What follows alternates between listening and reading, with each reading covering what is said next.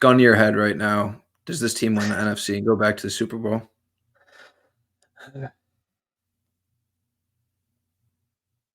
How long can I think before you pull the trigger?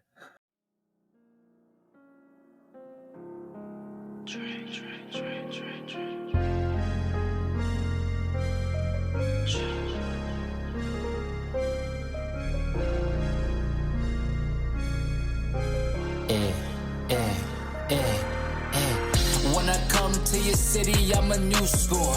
Broke your high score soon as I step through the door. Tryna stack my paper up like a bookstore. Money kissing each other like a rock and roll tour. When I come to your city, I'm a new score. Broke your high score soon as I step through the door. Tryna stack my paper up like a bookstore. Money kissing each other like a rock and roll tour. Hey, Tyler. Hey, Piet. What's going on? Welcome to the New Score podcast. My name is Pat. This is my co-host, TYG, Tyler Pratt. Tyler, how we be doing? Oh, we be doing. We're ready to talk shop. Let's get it. Ready to talk some NFC West division, very close to my heart, of course. If you are on YouTube right now, don't forget to like and subscribe. Follow us on Apple Podcasts. Follow us on Spotify. Get at us on Instagram, Facebook, Twitter, and TikTok. Appreciate everybody's support. Yes. Tyler, this has been an absolute blast all week talking football with you, buddy. I don't think we've ever got into it like we have this past week. It's been a blast. It's been really fun catching up with people that I haven't caught up with in quite some time. Oh, yeah. So just being able to catch up with them, get perspectives of different fans as we go on across the league now. We're starting to get towards the finish line. There's only one more division that's coming out after this, NFC South. Everybody else, we've done it all. So it's been really fun with you, and I'm looking forward to a long, exciting NFL season starting this week. On this episode, we're going to be going through that NFC West division. Rams, Seahawks, 49ers, Cardinals. Obviously, this division means a lot to me. As I said, we were lucky enough to catch up with bigger Rams fan than me even, and it was great to talk to him, get his perspectives, his opinion, what he expects this season, certain things that he's worried about. It was great just, having another Rams fan in here and talking with us. We also were fortunate enough to have a Seattle Seahawks fan join, buddy, one of my best buddies. It was great to catch up with him, been a minute, and get his thoughts on his Seattle Seahawks. San Francisco 49ers, Arizona Cardinals, we weren't able to find anybody, unfortunately, but we're going to get into them as well. They deserve a segment, so we're going to dive into it, and I'm going to be non-biased. I won't have the jersey on for that aspect of the episode. So it's going to be fun, Tyler. Let's get into this NFC West. Let's start off with my Los Angeles Rams. Let's get to it. Yes, sir. Joining us now, making his podcast debut. This is an absolute treat, pleasure to welcome another Los Angeles Rams fan, Tony. Tony, how are we? Good. Thank you for asking. How's everybody there? Doing very good. Good. Appreciate you coming on, hopping on with us. Like I said, this is a nice treat because I spend so much time on this podcast that we do throughout the season, pumping the Rams up because, there's not many of us around where we're from. So it's really nice to have somebody else that I know is plugged in probably even more than I am right now, what's going on in Rams country. So I'm excited to dive into it. Let's talk about this offseason that we had. We bring in Jonah Jackson at left guard. I think that was a huge move to revamp that offensive line. And then another move that I really liked that we did was bringing in Cameron Curl from Washington, a guy who really stuck out on a bad secondary for the last couple of years, bad defense really that's underperformed. Cameron Curl was a player that stuck out, and he's been a quality safety in this league. So I'm really excited. I think we upgraded it at safety. I know Jordan Fuller is not there anymore, but I think we have an upgrade in Cameron Curl back there. We also bring in Tre'Davious White.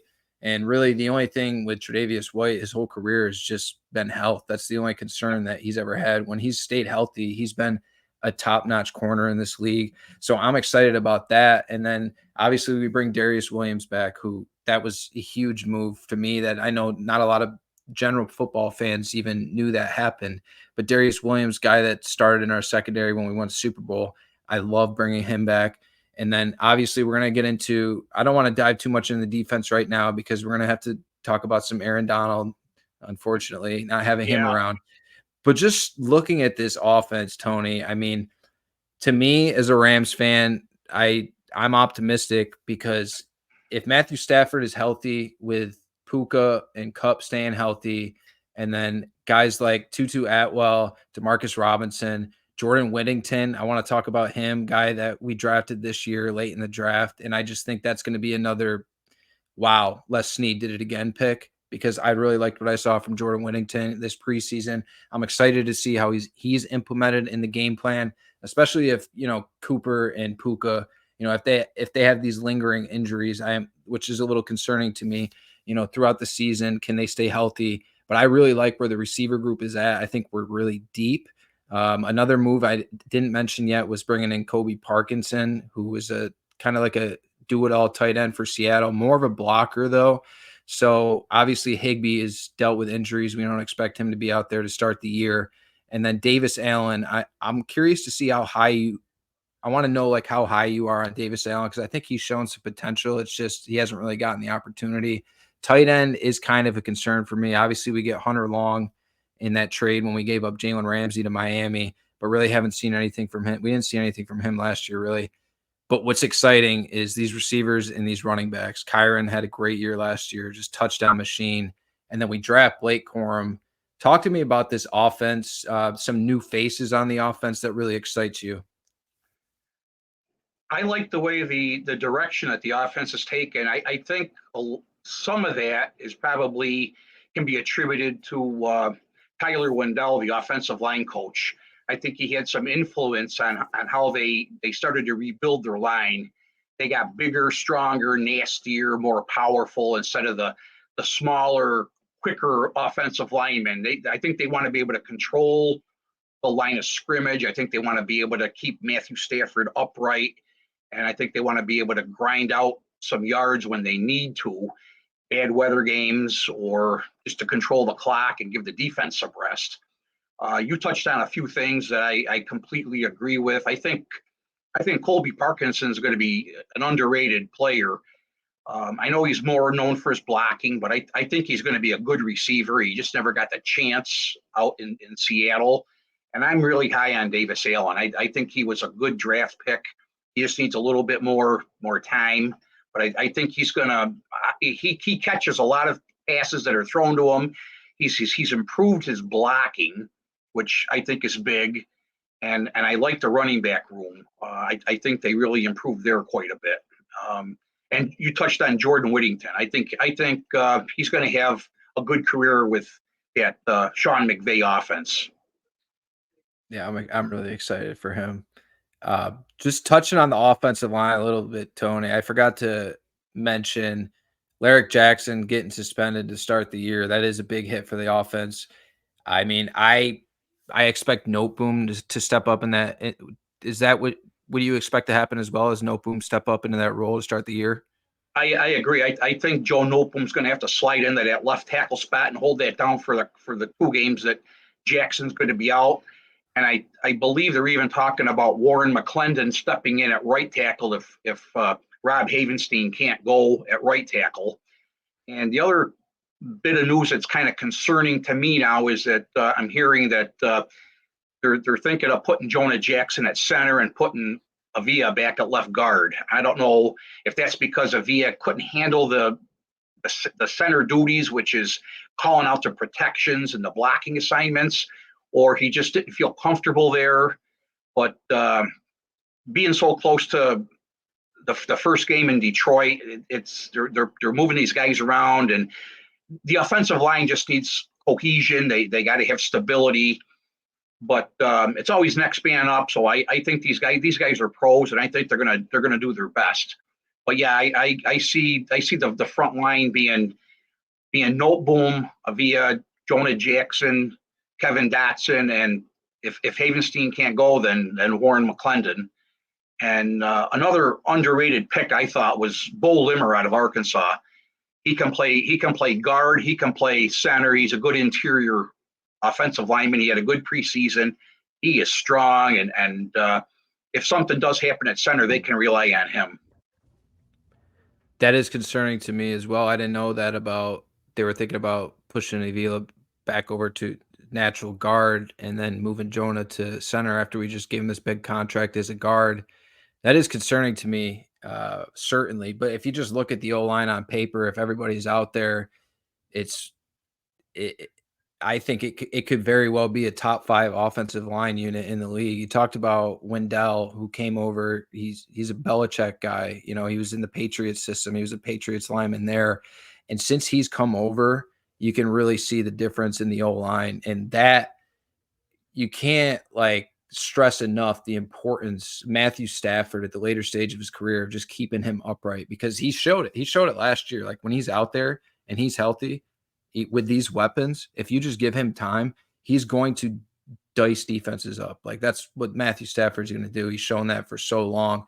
Like if he just has a clean pocket, I feel really good. I feel really good about what this offense can accomplish when you throw in the run game with Kyren and then Blake Corum. Tyler's a Michigan guy, so he knows all about Blake Corum. I'm really excited to see that 2-back, that 1-2 punch.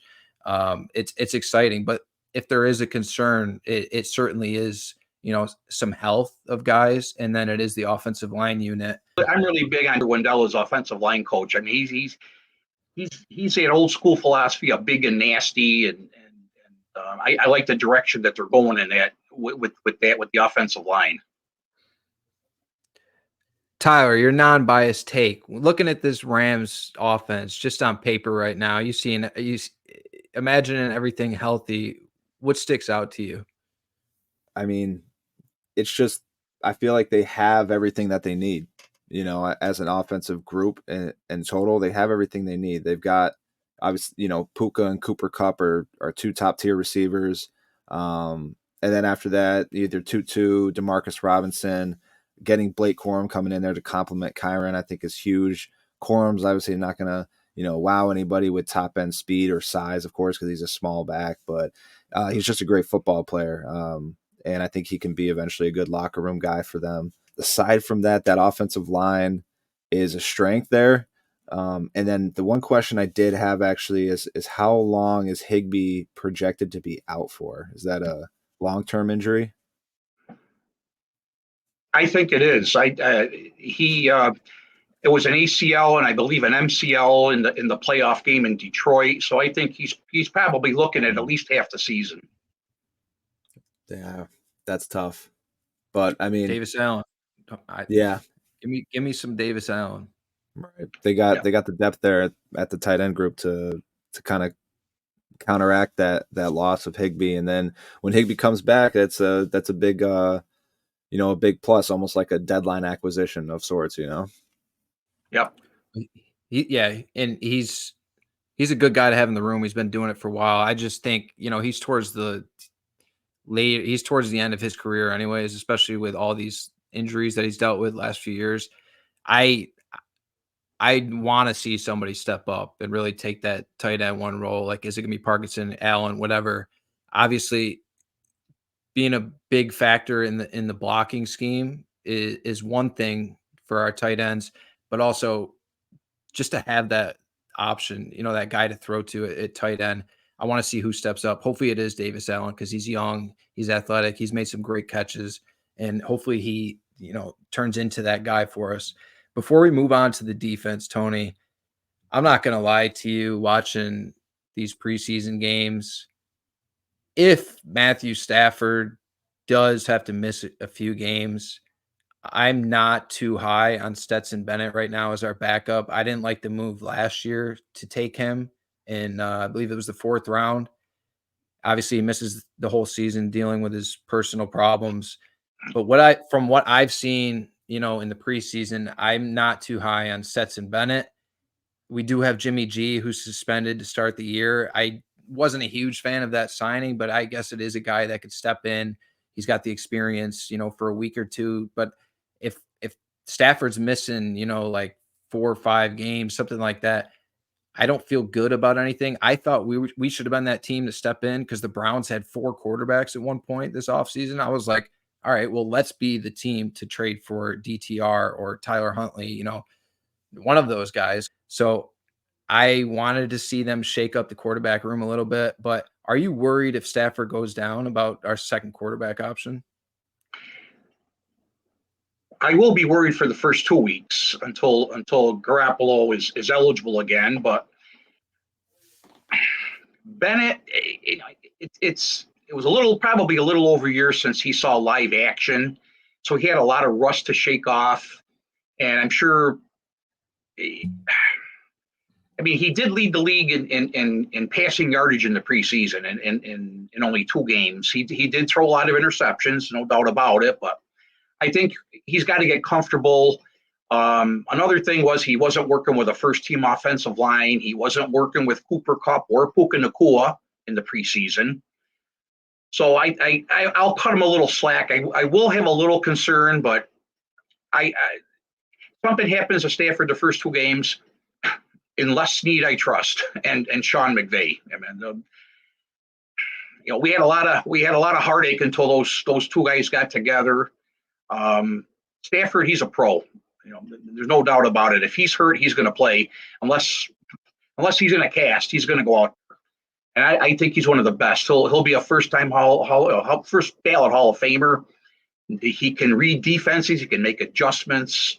He goes through his progressions well, and he'll stand in the pocket and take a hit, knowing that he's got to make that pass. But yeah, if something happens, I will have a few jitters. But I think Bennett can be a game manager in that situation. So I'm gonna trust in Les Snead and Sean McVay in that regard.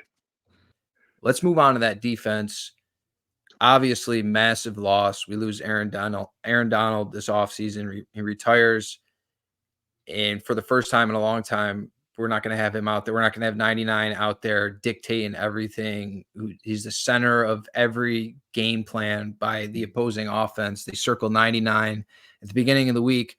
And it's like, well, we got to use 2-3 guys to take this guy out of the game and not let him wreak havoc.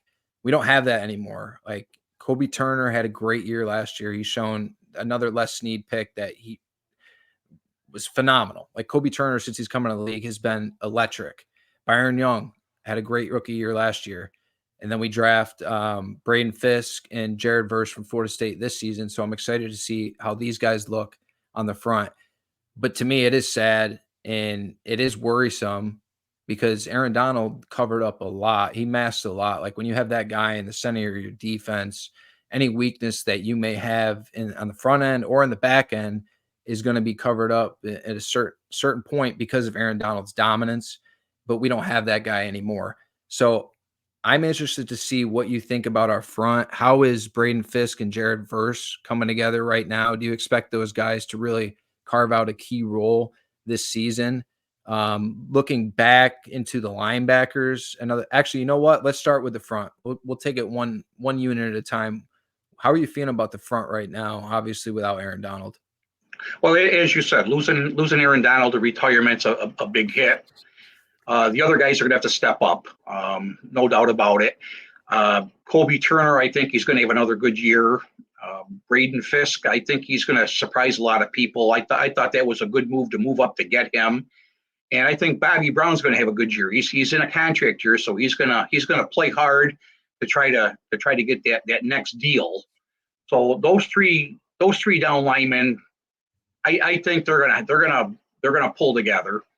Byron Young, as you mentioned, he had a good rookie year, and now Jared Verse. I think I thought it worked out great the way he fell into the Rams' lap. I know there was speculation the Rams were going to try to trade up to get Brock Bowers, but as it turned out, it worked out well. I think the interior, that defensive line, especially the interior, I think is going to surprise people. I think their philosophy is, look, we got a statement to make. We got a chip on our shoulder, and there's no Aaron Donald, so let's show people what we can do. And I know there was a big shock there last week when they traded Ernest Jones. There's got to be something behind that. I don't know what it is, whether it's a lingering knee issue. They've always been known not to pay linebackers, but and I think another factor was I think they liked what they saw in Omar Speights, the undrafted rookie out of LSU. I think they're grooming him to become the man in the middle.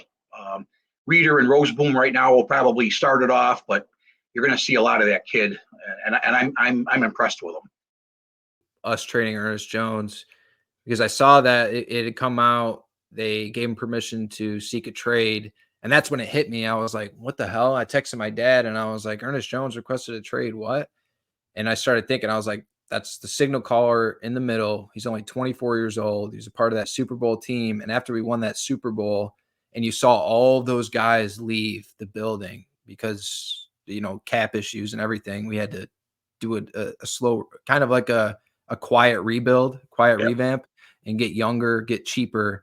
Ernest Jones was that guy who I thought, I was like, okay, this is the guy though that's going to be here, for the years to come, and he's going to be the leader of that defense. So that hurt me personally, just seeing him couldn't get a deal done. But then again, it's like in McVay and Snead, we trust. Like at this point, I'm not questioning anything they do because I fully believe them. If they don't think that, we need to pay a linebacker to be successful, if they say, okay, well, we're going to need this money for this guy and this guy and this guy, and they're planning it all, I have full trust in them. Not to mention, Tony, that Super Bowl winning team that we had a few years back.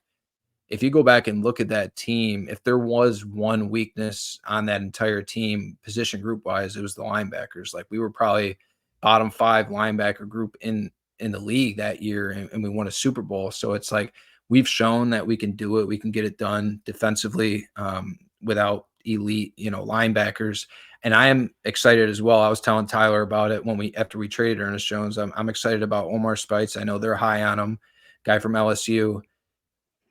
It's going to be interesting. There's certainly going to be some growing pains, you would think, at the linebacker position, but it's good to have a guy like Troy Reeder, who's been around in that room, Roseboom as well. Moving on to the secondary, like I said, we bring in Tre'Davious White, we bring in Cameron Curl, Cameron Kitchens in there as well. I really like where this secondary is at right now. Obviously, Kobe Durant now, you're not relying on him to be that number 1 or number 2 cornerback in the room because you got Williams and White as long as they stay healthy. I like the depth of our secondary a lot more this year than I have in recent years. Obviously, it hurts with Darian Kendrick going down for the season because I think that kid's got some really good potential. He, bit himself in the foot and hurt us with some penalties last year, but I think the kid's got good potential at corner. But secondary, I like it overall. Quentin Lake, I know they're high on him. I wasn't too high on him a couple years back, but he's one of those guys that you've really seen like grow year by year by year since he's been in the league. He's really taken off and gotten better. I want to move on to that secondary, and then also failed to mention we got a new DC in the building as well. Shule is taking over for Raheem Morris, and Raheem Morris, we talked about it when we went over the Falcons. I think that's a great add for them, great hire. Raheem Morris, I feel like, is going to be a really big loss for this defense, but hoping that Shula can get these guys playing well. What are your thoughts on the secondary as a whole, and then replacing Raheem Morris? I agree with you. I like the secondary. I think Cameron Curl was a great pickup. Very underrated player. High football IQ. He's always around the ball. The depth is there with John Johnson III, Cam Kitchens. I think that safety group is very deep. With the corners, Tre'Davious White, Darius Williams, as long as they're healthy. And they got some good backups. They got some quality guys that, again, Les Snead in the scouting department, those undrafted free agents, they come up with gems every single year. I'm high on the secondary. I'm high on the defense as a whole. You touched on Chris Shula. Losing Raheem Morris, he was a good defensive coordinator, no doubt about it. My only concern with him was he played soft on the defense. I don't like giving those receivers that much of a cushion. You see 3rd and 3, 3rd and 4, and they're 10, 12 yards off the ball. And it's that bend, don't break type mentality. I know Shula has been with Sean McVay for a long time. I think he's going to put his own little stamp on the defense. I think you're going to see him mix in a little bit of Raheem Morris, a little bit of Brandon Staley, but he's going to put his mark on that. And I think you're going to see a little bit more. They're going to be a little bit more physical. They're going to be a little bit more, dare to beat us. They're not going to give that soft cushion anymore, which I'm hoping that anyways. But I like that.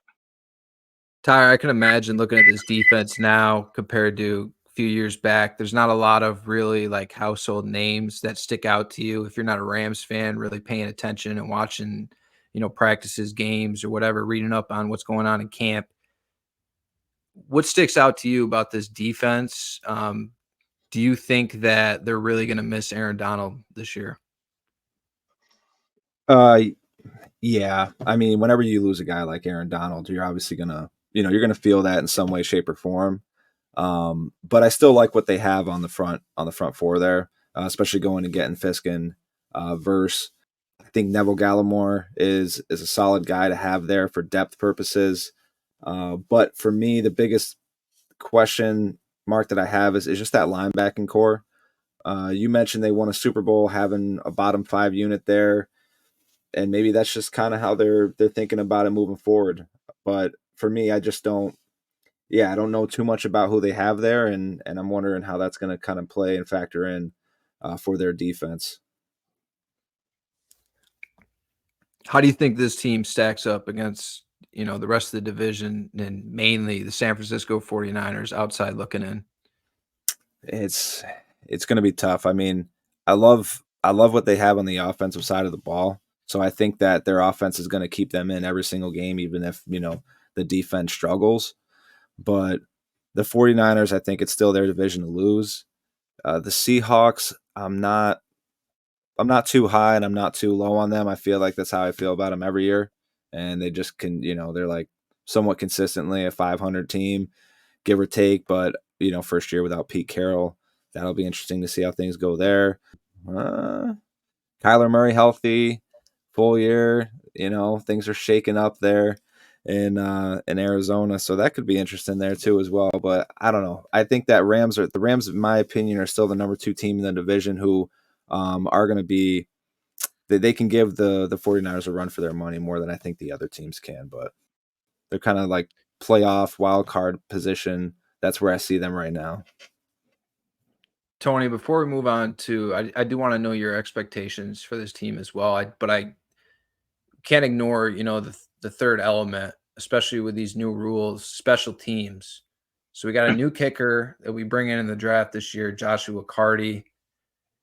And it's like there's been this revolving door these last couple of years at kicker. And I just feel like there's so many games where the kicker trots out there, whoever it is, and I just have that like sick feeling in my stomach because, Greg Zuerlein's not there anymore, just drailing everything. No matter what point in the game it is, what the score is, you could count on that guy to just be nails in that moment and drill a kick. We don't have that guy anymore. We don't have the Jeff Wilkins anymore. It was just this revolving door, and I felt sick to my stomach. Do you feel like Joshua Carty is that guy for us in the future? Are you optimistic about this pick? And then also, I do want to talk about Kyren Williams getting moved to McVay, saying he's gonna have a return role, which is interesting for your starting running back. I want to know what your thoughts are on that as well. Yeah, Joshua Carty's a rookie, so I mean he's going to have his ups and downs. I am hoping more ups than downs. They say he's one of the better kicking prospects to come out of college in the last probably 10 years. I'm optimistic for him. I he's been through a lot of big games. I don't think the pressure's going to get to him. It's just going to be a matter of syncing up between him and Ethan Evans being his holder and getting that special teams chemistry down. But I think more often than not, he's going to come through. You mentioned Greg Zuerlein. I mean, he had his ups and downs his first year, and they stuck with him. Unfortunately, with the salary cap now, they couldn't keep Matt Gay. The amount of money he wanted and he signed for, that salary cap's a killer, so you got to move on. But last year was quite the revolving door, the carousel at kicker. But I got a good feeling about Joshua Carty. I really do. I'm not a real big fan of the new kickoff rules, but Me the either. NFL's been around for God knows how long, and now all of a sudden you're gonna copy the UFL, which has been around for a very short period of time. I know they're trying to improve the kickoff returns and prevent injuries, but I'm just not a big fan of this new format. How do you feel about putting Kyron Williams back there? Because to me, it's a little I'd rather put Tutu Atwell out there, like 4th, 5th receiver option, than put our starting running back. That's how I feel about it. I was actually kind of hoping that Xavier Smith would have made the 53-man roster and would have been the return man, the punt return man. But there's been times when San Francisco's put Christian McCaffrey back there, and it doesn't seem to bother him any. It doesn't seem to hurt him any. So the running back room is deep. Something happens to Kyron Williams, you go with Corum, and hopefully, now they got the kid they just picked up last week there, Schrader. They picked him up from San Francisco. He's got some return experience, so I guess it's gonna be a kind of a let's see how this works out type thing. They got some options. Maybe they'll bring Xavier Smith back up. Finishing off, Tony, this has been a blast talking Rams with you. What are your expectations for this team this season? Do you expect this team to go out and compete for a division title right now? Do you see the San Francisco 49ers maybe taking a step back? How good do you feel about our chances? I'll feel a lot better after the first 2 weeks are up and we can get Alaric Jackson back. And hopefully Havenstein's back. But I definitely see them competing for a division title. There's no doubt about it. They came close last year. I think with this revamped offensive line, I think with some of the improvements they made on the defense, I think they're going to give San Francisco a run for their money, no doubt about it. The Rams are a much more physical team on offense now, and I got them pegged at 11-6. Love it, Tony. This has been a blast. Appreciate you coming on, talking some Rams. We'll have to do it again. Well, thank you for having me. It was an honor and a privilege. I've never done this before, but it was a lot of fun, and nice talking Rams football with some Rams lovers. Hell yeah. Anytime you want, you're more than welcome to come back on. Thank you, Tyler. Pleasure meeting you.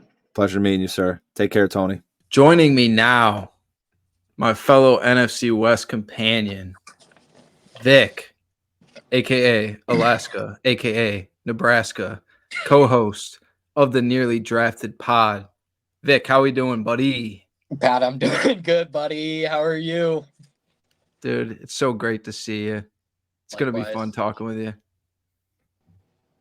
I'm gonna go through it, man. And happy for new NFL season. So pumped. We're so close. It's been such a long wait. Baseball season just dragging on, ready for the playoffs there. But more importantly, it's football season, man. The time is over. We could talk about that, but it's a sensitive subject, the whole baseball and playoffs thing. But you and me both. Trust me, buddy. You and me both. But let's more optimistic conversation. Okay. Let's talk about your Seattle Seahawks, because I have my biased feelings towards your team because obviously the battles, the rivalries, the rival that it is, Seahawks Rams. One of the more underrated rivalries in NFL history. Like, that's never going to get talked about in ESPN because ESPN hates the NFC West, especially Seattle, but that is a huge rivalry. Right, because it's like we have our history with the 49ers, obviously. You guys have your history with the 49ers, obviously. But I feel like it definitely does get underlooked is that Rams-Seahawks rivalry because that's what it is. I mean, really, the Cardinals don't have a rivalry, I feel like, with anybody in the division. But the other three teams, it's a rivalry when any of them play each other. That's a nice little love triangle.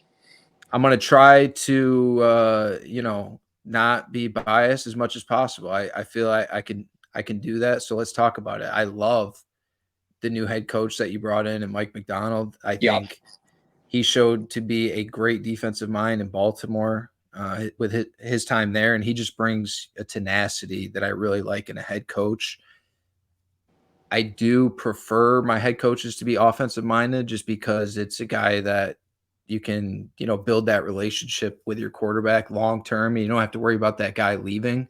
Mm-hmm. And I think that's the most important relationship in the league is quarterback head coach. So I do prefer my coaches to be offensive minded, but I like Mike Macdonald a lot. I'm not going to lie.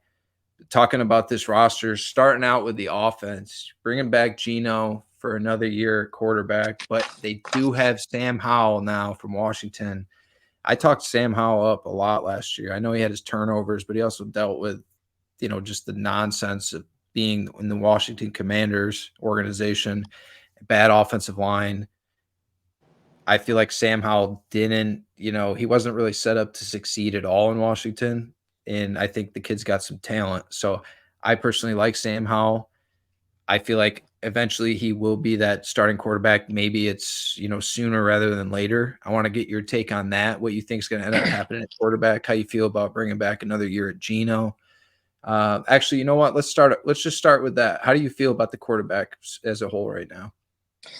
Okay. So unlike you, I will be biased because I can't help it. I, as of right now, am riding with Geno. I want to see what the man can do. I think it's a interesting dynamic between having a first-year head coach and a veteran quarterback because regardless of stats, like Geno's been around the league for a minute, right? So I think that veteran leadership is going to continue to help the team.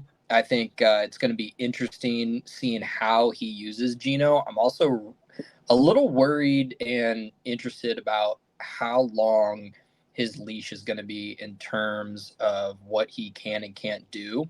I'm curious to see how Macdonald handles Geno when he inevitably starts throwing picks, overthrowing his receivers, yada, yada. Like Sam Howell, I like the guy, but he also had 21 interceptions to go along with his 21 TDs. So that's a little scary. I'm confident in saying our receiver core is far superior to what Washington had. DK, Tyler Lockett, Jackson Smith and Jigba, Jake Bobo. So more than anything, I think Geno's success is going to correlate to how many times they get DK the ball. DK had just under 7.5 targets per game last year, which was 25th in the NFL. Now, he's one of those receivers that gives corners nightmares when they're going one-on-one with him. I think huge underutilization of the deep ball with DK. I just don't think Geno is given the green light to air it out as much. So in that sense, because I like Geno's arm, I do, and I want him to be our starting quarterback. But if we don't establish the Geno to DK deep ball in the first 4 games in the season, I think it's going to be an issue. I know there was a lot of talks about the potential Michael Penix going to the Seahawks. That would have been something interesting. I want to know, like, did you expect this team to draft a quarterback this year? Were you surprised when they didn't? I guess they had Sam Howell by that point, but I'm saying before they got Sam Howell, did you expect them to draft a quarterback? I did. I wanted someone to sit behind Geno for a little bit before taking on that star role. I think is it Drew Lock who we had? I don't think he was going to be the guy, respectfully. But I just want to see more deep balls from Geno. I just feel like we played too safe with the little curl routes and slants. If you're going to run a slant, that's fine, but get 10 yards off the line first and then take off. Like, I just don't think we were moving the ball well enough. You brought up that receiving core. I really like their weapons. It's hard not to like their weapons with DK, Lockett. I know Lockett's getting older. He's been banged up, but he's all reliable. And then Smith and Jigma. He also had more reception or more targets than DK last year too, which is pretty surprising. Oh, I'm sure not a lot of people knew that. Yeah. And then Jackson Smith and Jigma, JSN kid, I obviously love being an Ohio State guy, and it's like I got to see him playing for Seattle, and now I got to see Marv playing for Arizona for the next 10 years or whatever. So that's going to be tough to watch, but I really like the receiver room. You brought up Jake Bobo. This dude is a monster in the red zone. Like he is. I saw some articles where they really expect this dude. And I don't know how you feel about Noah Fant. I've heard not the best things about him, but as far as Jake Bobo, like being a red zone target, I think this kid, I really like the dude. I love the idea of having him as a weapon coming off the field in the last 20, 30 yards. Like, here's a guy that can post up in the corner of the end zone. He can fully moss someone. He's not afraid to get physical and push off a little bit. And I think in the red zone, that's the right mentality to have. At the end of the day, I think he's going to be a huge part in our offense. Running backs, Kenneth Walker. It's hard not to like Kenneth Walker, but it's about staying healthy for him. If he could just stay healthy, be out there consistently, they're really going to have a good chance to win games because he's a good back. And Charbonnet, I believe they drafted him last year. How do you feel about that? Is it starting to get worrisome, the injuries with Kenneth Walker?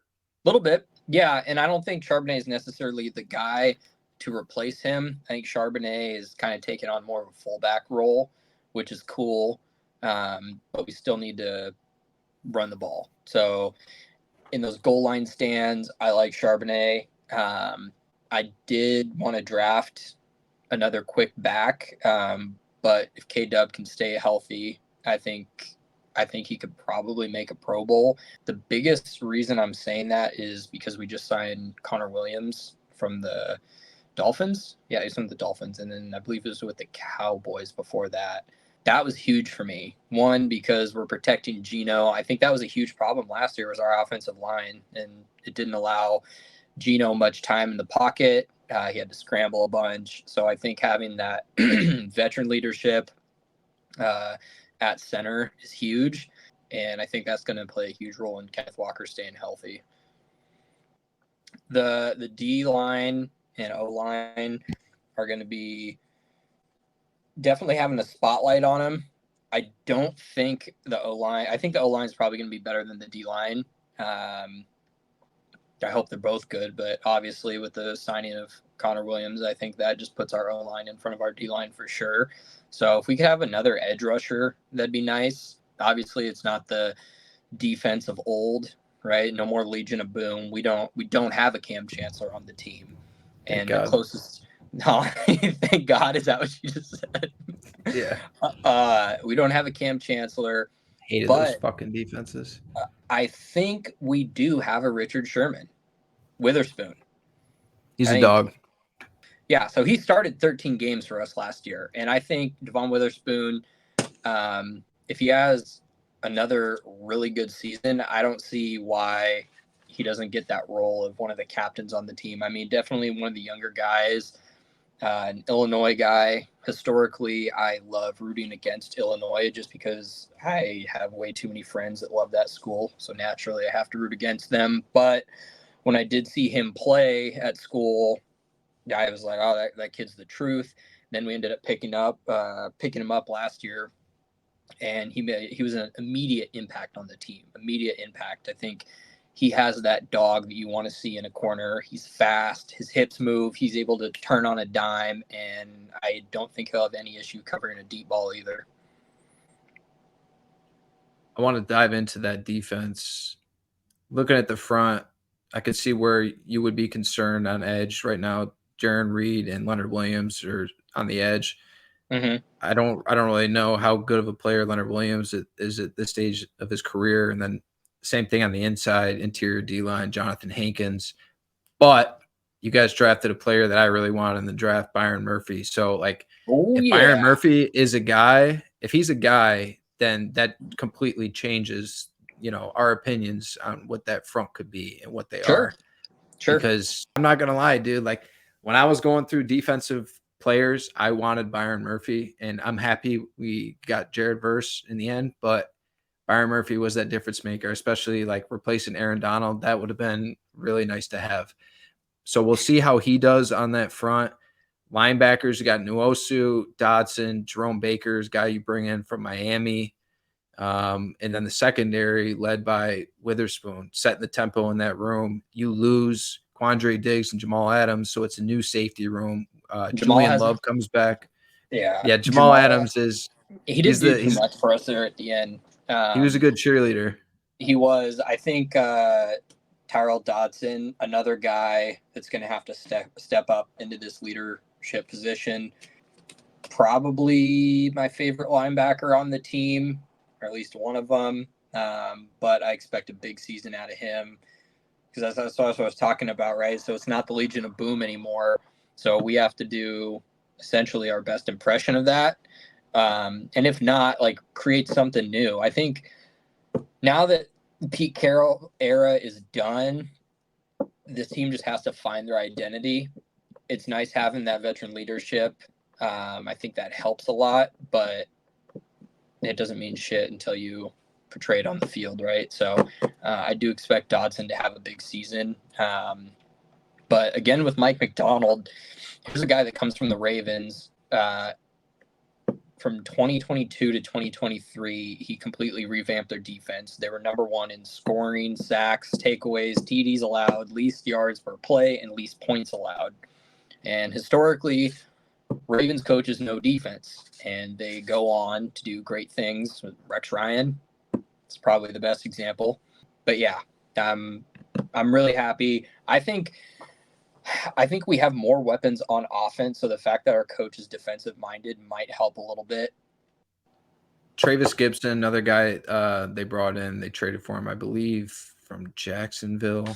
And Rayshawn Jenkins at safety as well, who's replacing, like I said, it's Jamal Adams. That experiment didn't work out. Gave up those picks for him, and in the end, you didn't get much in return because he was really never out there. Julian Love, though, guy from Notre Dame, I think he's one of the most underrated, one of the more underrated safeties in the league. I like Julian Love. And then Rayshawn Jenkins is a savvy vet as well at safety. And then you got the cornerbacks, Witherspoon, Reek Woolen. And then at nickel right now, they got Trey Brown slotted there. How do you feel about the secondary as a whole? Shaky.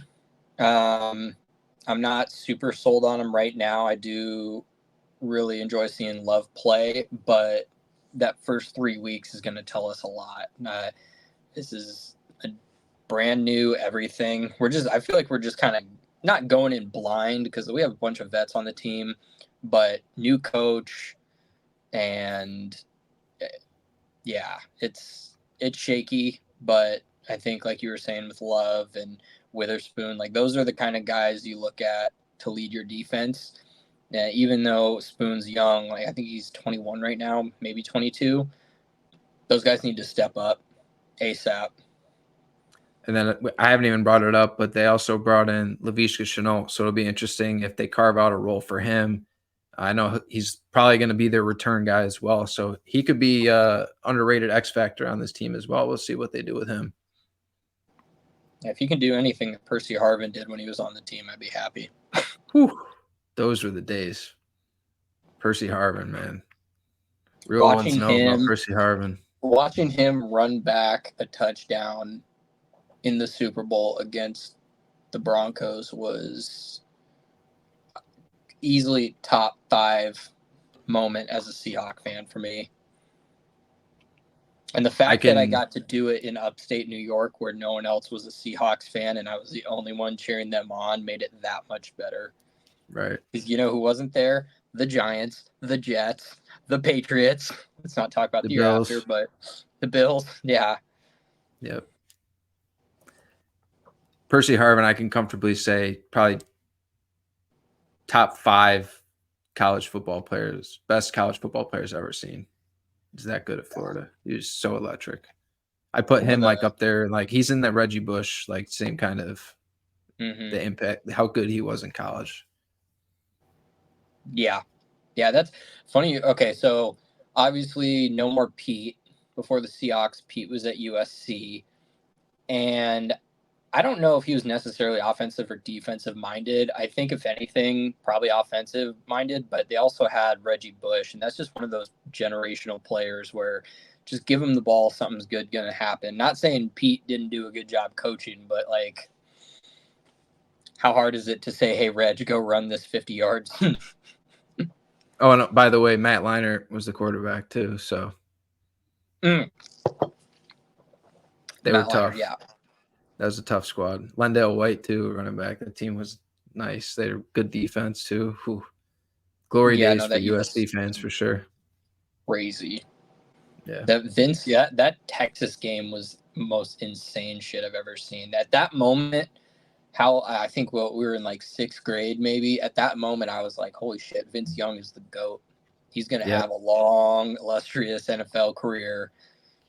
But, shit And happens. Jeff Fisher ruined him. Exactly.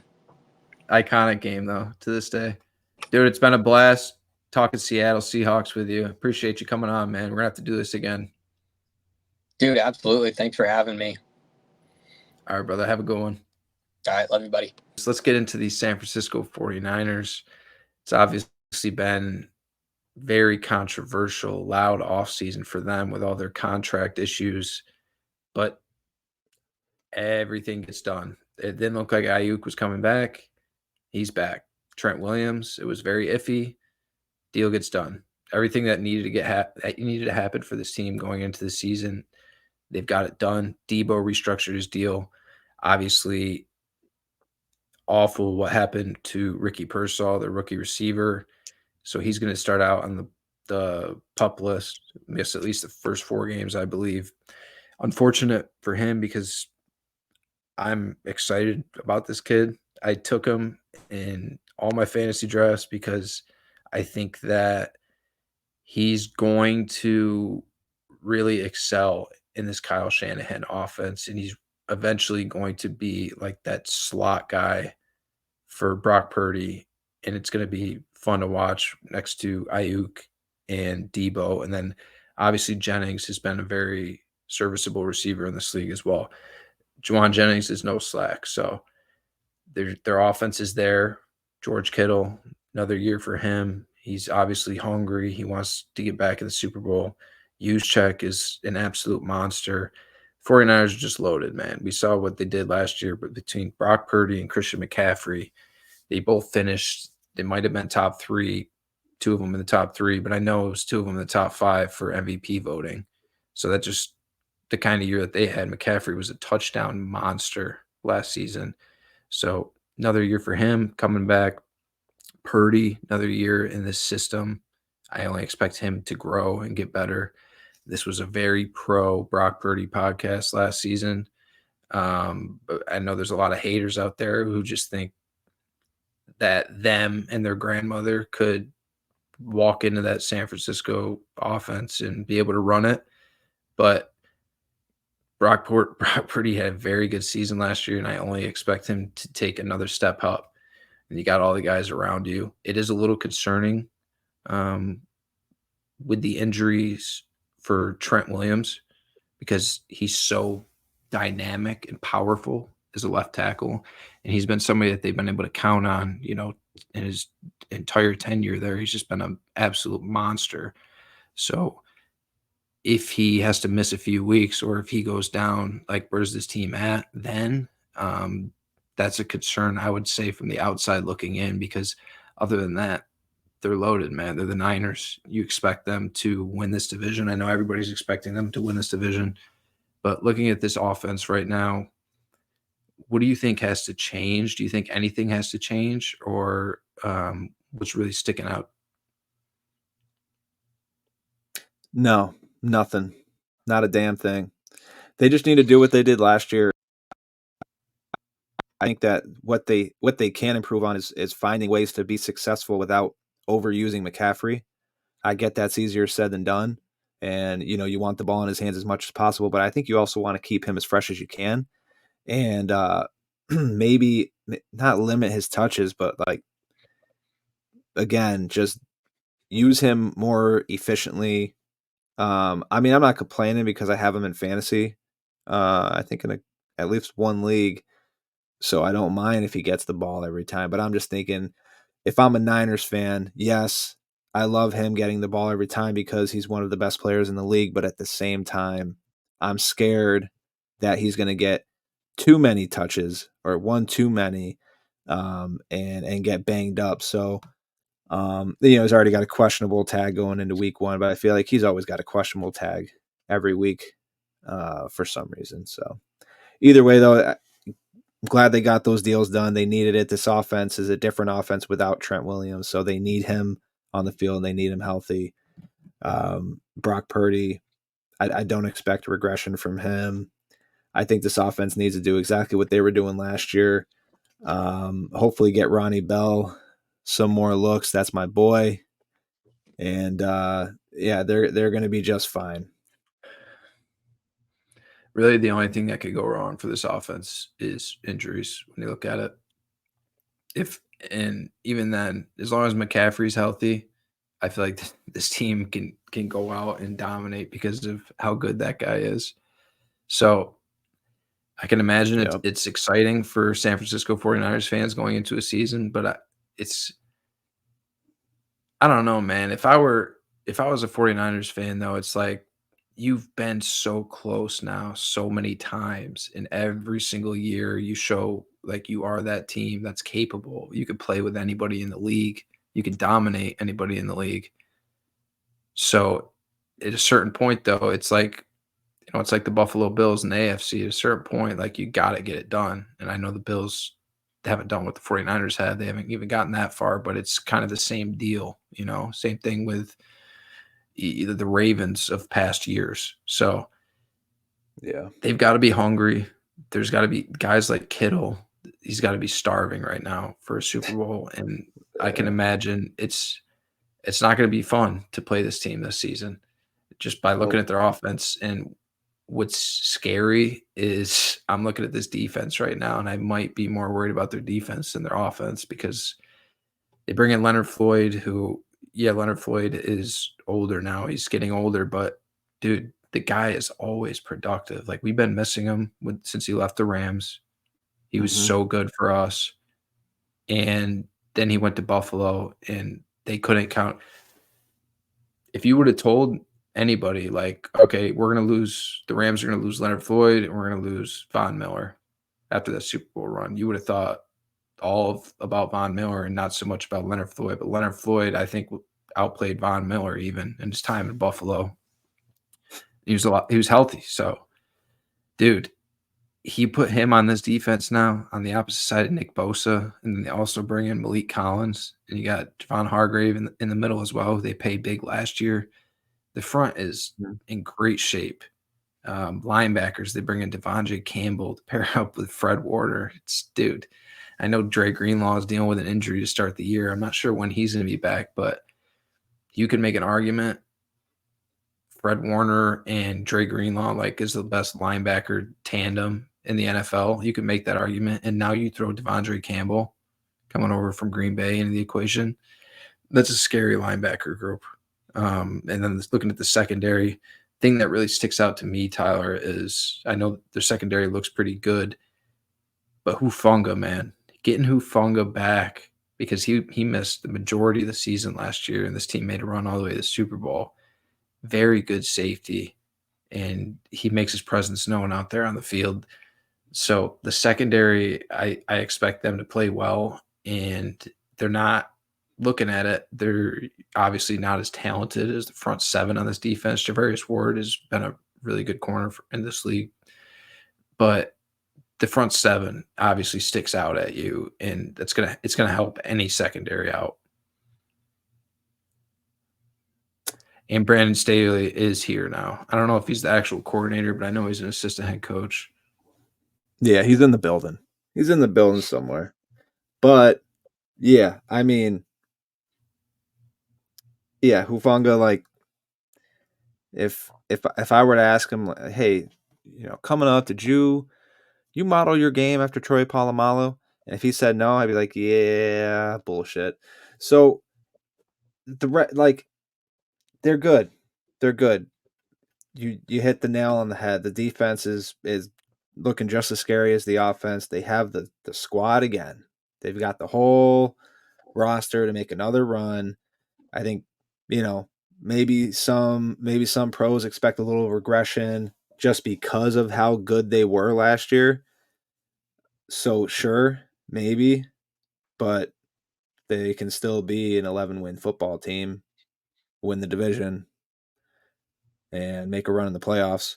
Even if they have a little regression and they win 10 games and then the Rams have a great run or the Seahawks have a great run and they end up somehow getting the division from the Niners, as long as the Niners make it to the playoffs, they've got the squad to make a run. And if they can stay healthy, I think by that time they should be getting Dre Greenlaw back too, right? So it can be they're going to be a very good team again, and I have no doubts they'll be back in the mix. Gun to your head right now. Does this team win the NFC and go back to the Super Bowl?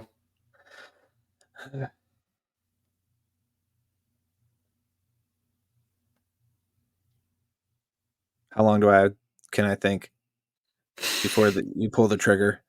You got 20 seconds.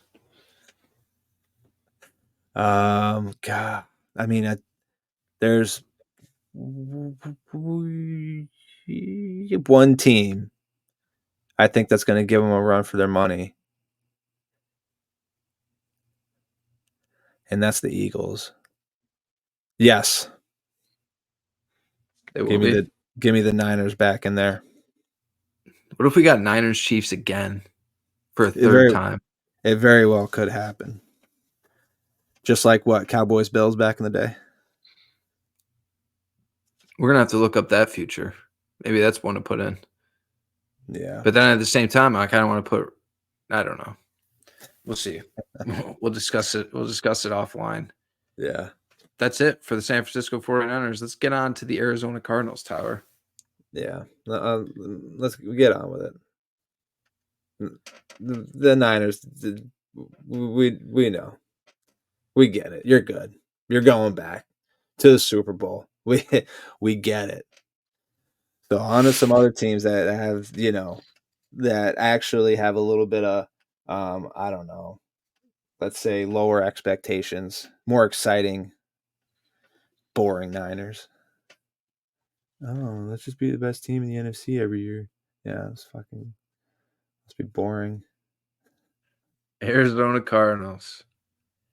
Kyler Murray coming back for another season, and he's got a stud at the wide receiver position from the draft this season in Marvin Harrison Jr.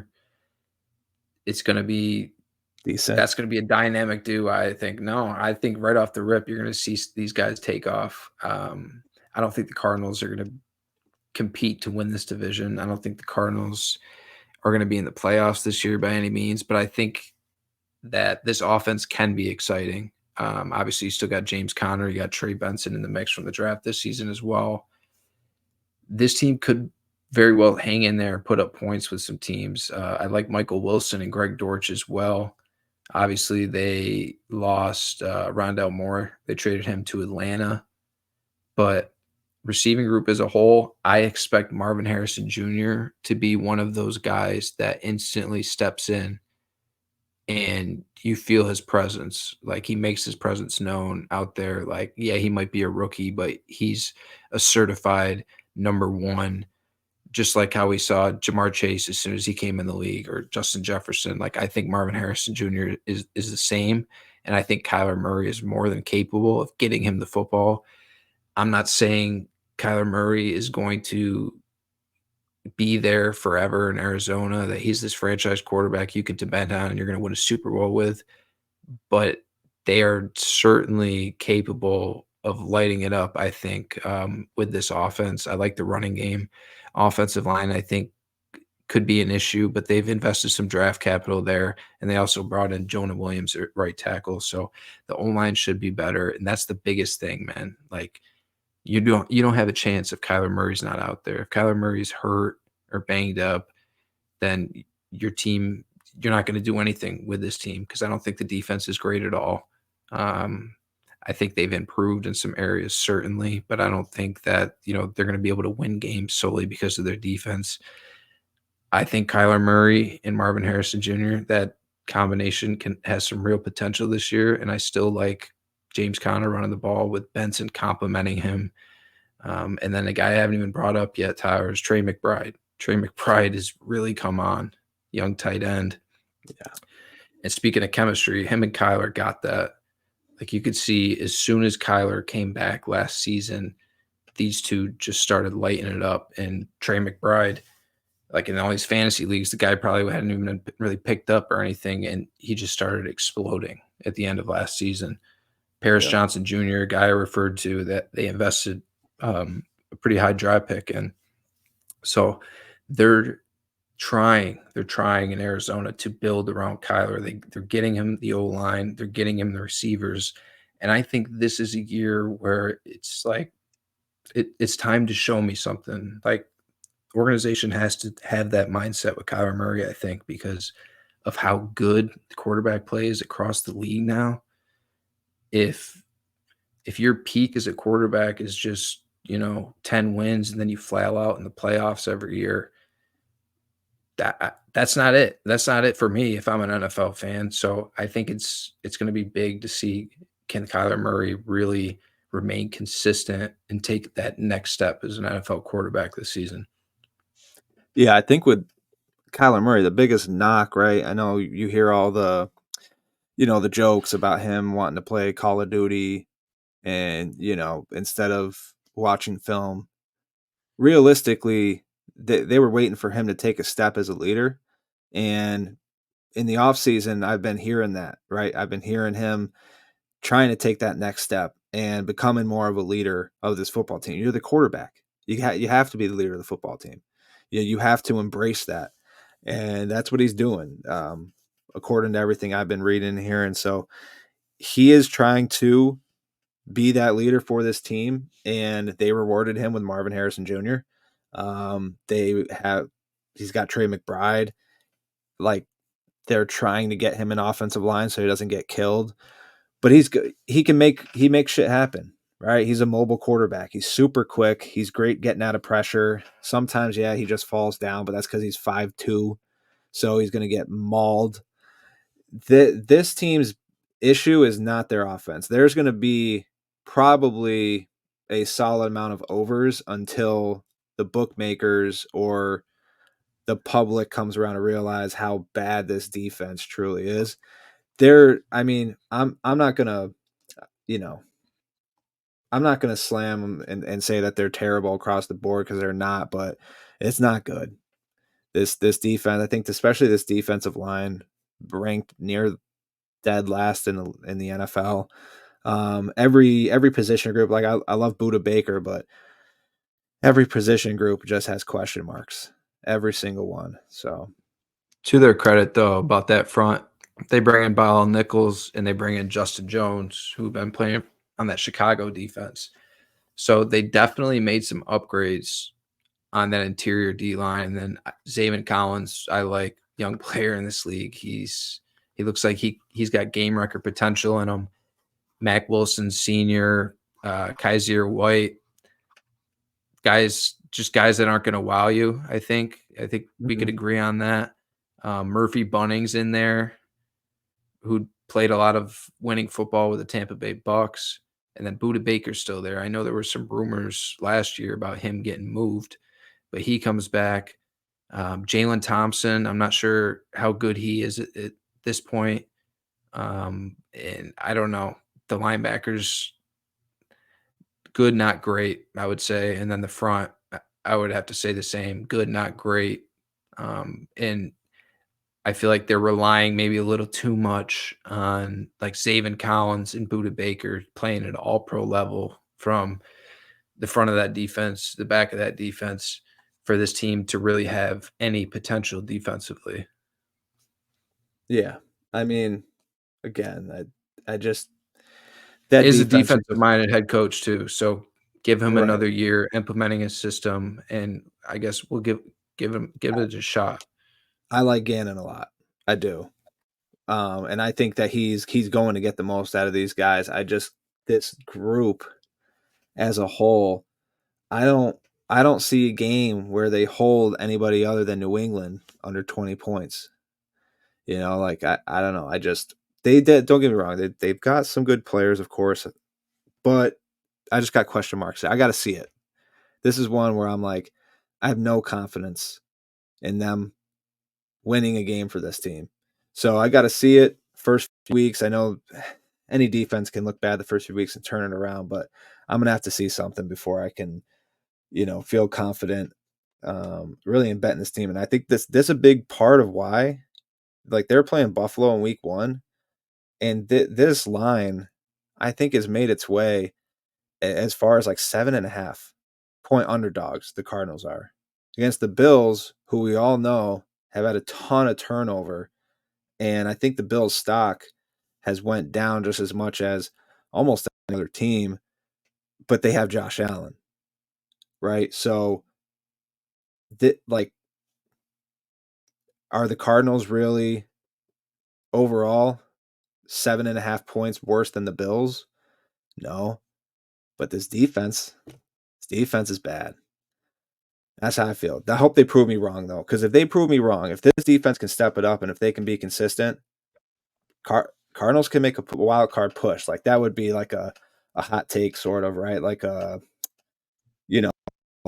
surprising pick. If you had to pick a sleeper team to make a run at the wild card in the NFC, Arizona can do it if their defense can hold it together, but I just do not see it. I think they're going to be in a lot of exciting football games, though. I mean, as long as Kyler Murray's out there playing, like I said, with Marvin Harrison Jr., I'm excited to see what those two can cook up. Defense definitely going to be concerned, though. And I like Jonathan Gannon as well. I think that team, who they weren't talented at all last year, and they were dealing with the Kyler Murray injury, and that team still fought. I mean, I know they upset your Cowboys one week, if I'm not mistaken, early in that season when nobody had any belief in them. So we don't have to bring that up. Yeah, I remember. People don't forget. I do want to get your take on, so I guess it'd be fair to say, looking at this division, the 4 teams, it's like people see the 49ers in one tier and then the Rams like trying to climb to get into that tier. And then I would say the Seahawks are a little below that.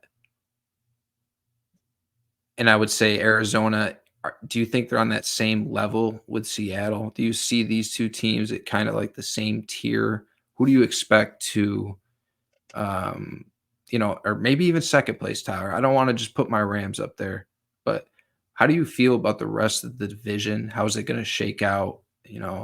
Saying you expect the 49ers to win it, but after that, what do you think happens? I love the Rams. I think the Rams, if there's going to be a team to give the Niners a run for their money for the division, I think it's going to be LA.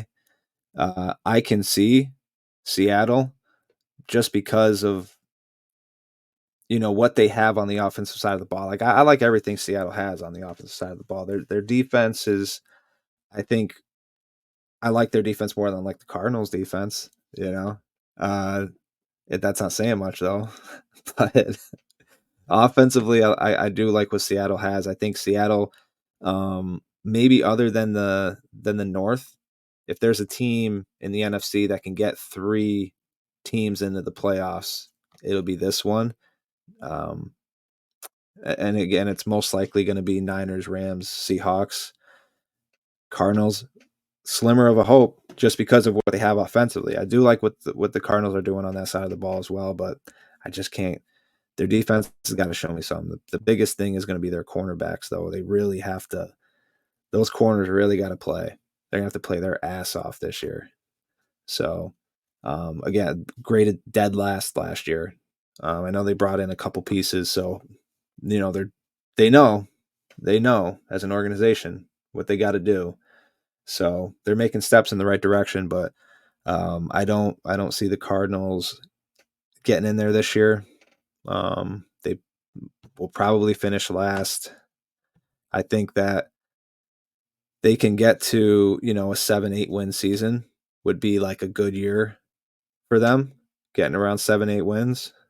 But I didn't see. I got to check their over under real quick on their wins, because I will most likely be betting that, because they got the Seahawks at 7.5. This is all on DraftKings, unless I refresh the page and the lines moved. But let's see, if I can scroll down. Yeah, Cardinals are sitting at 6.5 right now. So minus 150 for the over, plus 125 for the under. I don't like any of that, to be honest with you, because I think they're better than a 6-win football team, I'm not betting them to get 7 wins at minus 150. I don't know. Did I go off the rails there? A little bit, but it's all right. We'll bring it back. Yeah, reel us back in, Pat. Well, that was it for our NFC West division preview. Once again, want to thank Tony and Vic for hopping on, talking Rams and then Seahawks with us. Don't forget to like and subscribe if you are on YouTube. Follow us on Apple Podcasts. Follow us on Spotify. We will see you next time. Everybody enjoy week 1. Goodbye. Peace. My Rams playing your Lions. Hold on. Let's go.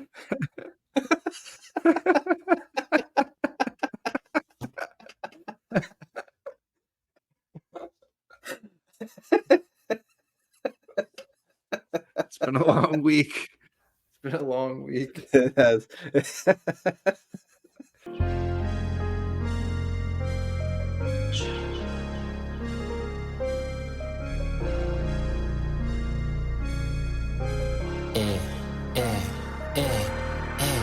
When I come to your city, I'm a new score. Broke your high score soon as I step through the door. Tryna stack my paper up like a bookstore. Money kissing each other like a rock and roll tour. When I come to your city, I'm a new score. Broke your high score soon as I step through the door. Tryna stack my paper up like a bookstore. Money kissing each other like